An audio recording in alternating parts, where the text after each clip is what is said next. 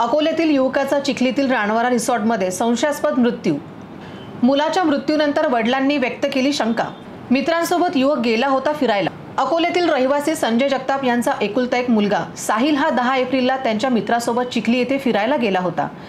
चिखलीतील रानवारा रिसॉर्टमध्ये हे तरुण गेले होते। तेथील स्विमिंग पूलमध्ये हे सर्वजण पोहायला गेले असता त्यात साहिल यांचा बुडून मृत्यू झाला।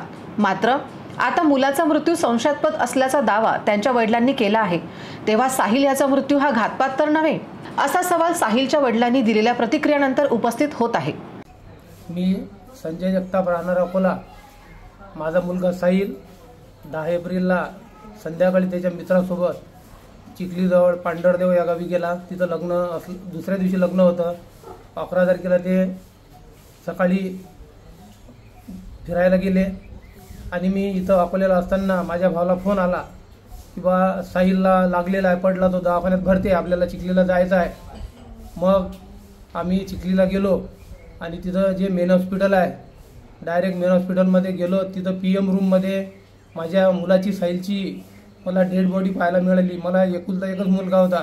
तिथं मी चौकशी केली असता मला असं समजलं की रानवारा रिसॉर्टमध्ये माझा मुलगा पोहण्यासाठी गेला होता आणि त्याची तब्येत एकदम ठणठणीत असताना, दररोज तो क्रिकेट खेळत असताना त्या पाण्यामध्ये डुबून मरण पावला। हे सर्व प्रकरण मला संशयास्पद वाटते, कारण तो डुबून मरू शकत नाही असं मला खात्री आहे। तरी सखोल चौकशी होऊन माझ्या एकुलता एक मुलाला मेल्यानंतर जरी न्याय मिळाला तरी मी आपले सर्वांचे लाख लाख धन्यवाद मानेन।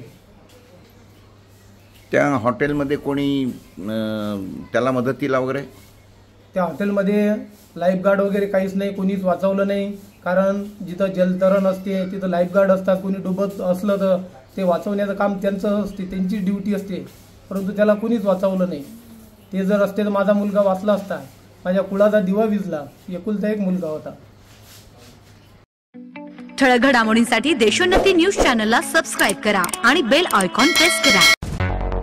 मुंबई, पुणे, नागपूर, मराठवाडा असो का विदर्भ, राजकीय, सामाजिक, शैक्षणिक क्षेत्र असो का क्रीडा, सर्वच घडामोडीचे विश्लेषण पाहायला विसरू नका। फक्त देशोन्नती न्यूजवर।